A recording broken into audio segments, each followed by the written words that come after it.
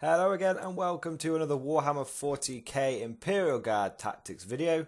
Today we'll be looking at some tips and tricks of 8th edition, and basically we're going to be looking at the way how some mechanics have changed in 8th edition from previous editions of 40k and how this can be used to the greatest advantage.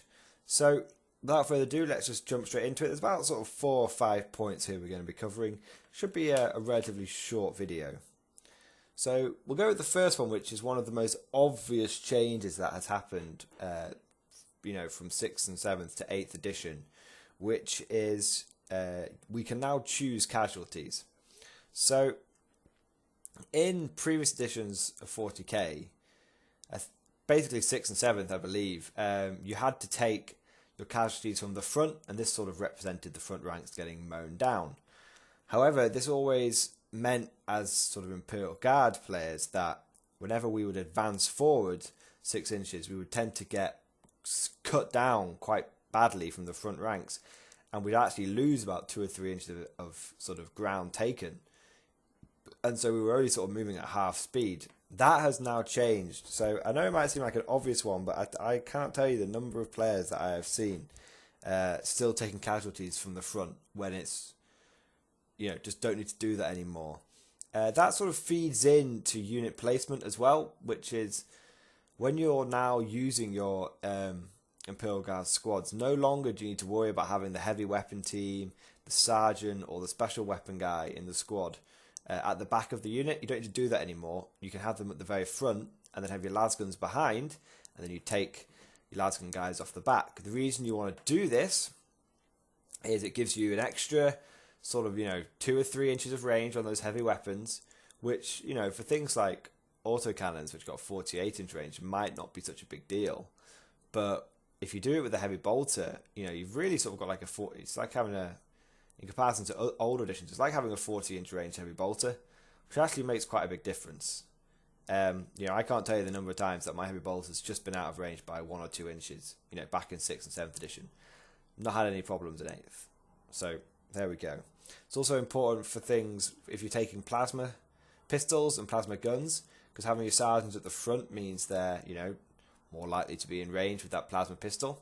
And with plasma guns, it means you're more likely to be in range of rapid fire, double tap range. So again, choosing casualties is really important because it allows us to gain ground more easily, and it also means that we can have more of our weapons, our special weapons, in range easier.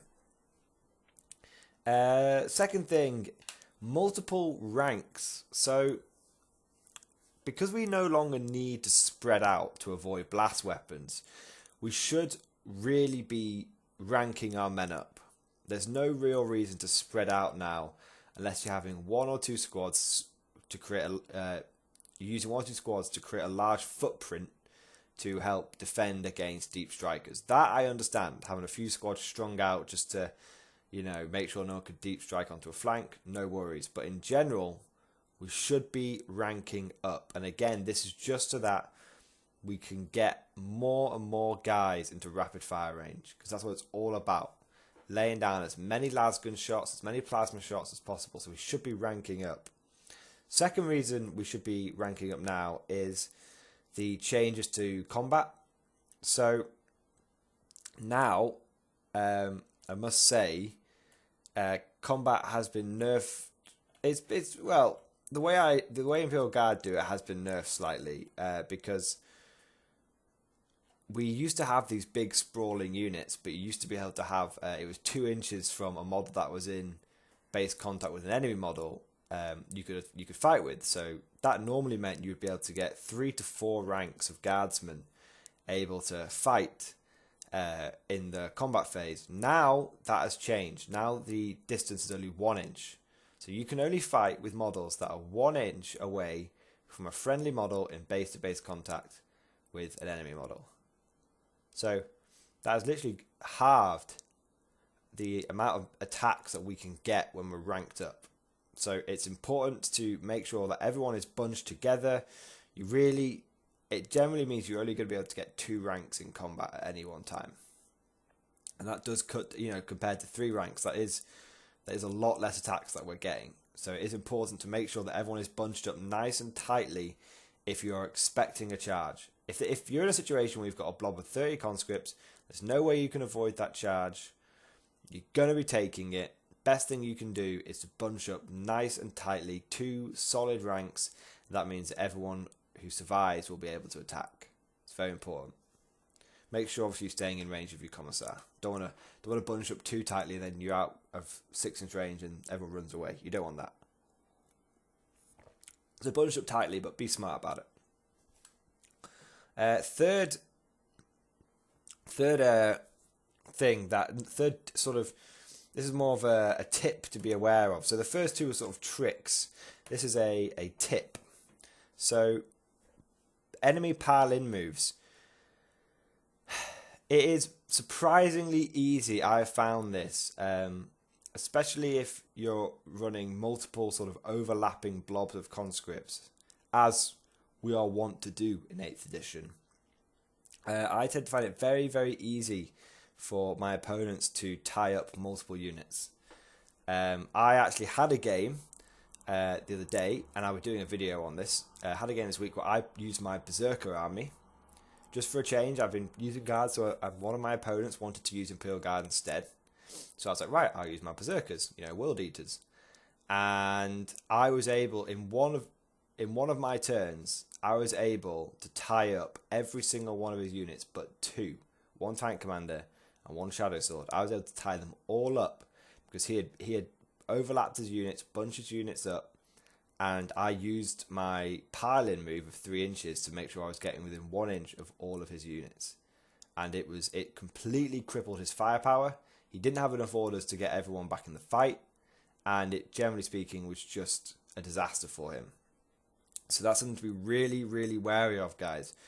It's okay to have your units overlapping, but if you are going to get charged by like a red tide list of like berserkers or green tide orcs, just be aware that, just make sure you've got enough orders to make sure that everyone will be able to get back in the fight, because otherwise you're going to be losing a lot of firepower. This guy literally lost, I would say, 80% of his firepower because I just multi-charged everything and he only had like 2 or 3 officers. It just wasn't enough. So there we go. Pile-in, consolidation, they are really crippling. A way to get around that, and this is what I told my opponent because he was a new Imperial Guard player. He wasn't jumping on the bandwagon. He had actually started collecting Imperial Guard in the last couple of months of 7th edition because he saw how much I enjoyed it. So he wasn't a bandwagon player. So I gave him some advice and I said, look, you generally want two ranks of men, so to say, or 2 lines of men, 2 waves. The first wave, you're just going to have to write that off as casualties, just to have 2 or 3 squads of conscripts. The second wave is the one that's going to be doing the shooting and stuff. So that's a bit of advice for you there. Now the last sort of tip and trick that I'm going to go over today is the strategic reroll. How to use the strategic reroll. So I know I've mentioned this a few times, but when I played in that team tournament about a month ago, the only game that I lost was against a knight player. And he was actually one of the guys that was a play tester for 8th edition. And he had been playing 8th edition for 6 months before he turned to this tournament. And he is a very good player. He's a pro. He does like the whole circuit, does proper big tournament player. But he gave me an absolutely amazing bit of advice, and when I started using it, I have noticed the difference, which is when you're using your strategic reroll, try your hardest to only use it for the damage roll. So, for example, if you're shooting a las cannon at someone, and let's say you've got 2 or 3 las cannons, you shoot the first one, and you hit, and let's say you do about half the damage you need to do to kill the enemy unit. Let's say it's a rhino, and you do about 4 wounds, and it's always taken a couple. You shoot your second las cannon, and you miss. He said, don't be tempted to use your strategic reroll to try and make that hit. He said, use your strategic rerolls for damage, because once you hit, and the reason his logic behind this was, and I noticed it, was that if you use your strategic reroll to make sure something hits, there's always a chance that you're not going to wound, so you've wasted your strategic reroll, or your opponent's going to stop it. So, for example, if he's got an Imperial Knight, 5+ save, so again, that would have been a waste of a strategic reroll. Only use the strategic reroll on the damage because at that point, there's nothing able to stop you on that reroll. It will never be wasted. You know, let's say you get a hit, you get a wound, and then he stops it on a 5+. That's a waste. If you get a hit, get a wound, and then he doesn't stop it, and then you roll a 1, and then you use there's nothing to stop you using that strategic reroll. There's no barriers in the way, there's no armor saves or anything, making you use that strategic reroll to reroll it and maybe get a 6. And when I started doing that, I actually noticed that I was able, in my next games afterwards, my next 2 games after his, I actually noticed I was doing a lot better. Now, one caveat he did say to me was, if you've got 3 units, like, because I was doing it on my Leave and Rust tanks, and he said, you're never really going to use that strategic reroll on your infantry. We both know that your infantry's there to die. But you are going to use it on your tanks. And he said, let's say you've shot your first tank and you've shot your second tank, and you shoot like everything else on your third tank, but you haven't shot the battle cannon, and then you roll, you've still got your reroll in the bag, and then you roll for the number of shots from the battle cannon, you get a 1. He said to me that would be the only time that he would use the strategic reroll, not for damage, to reroll the number of shots from a battle cannon.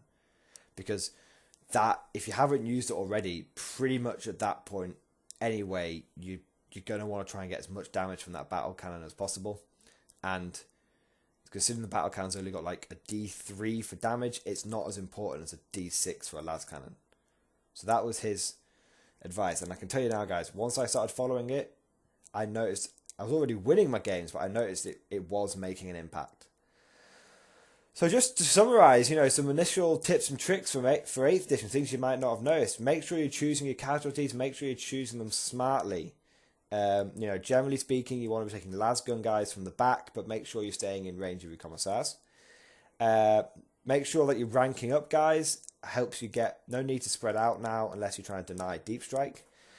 Lets you get more guys in range. And also lets you have more guys in combat if you need to. Pile in. Be very aware of pile in, guys. It will cripple your whole gun line. If someone gets off an army-wide charge and you one turn, it can cripple your whole gun line if you're not careful.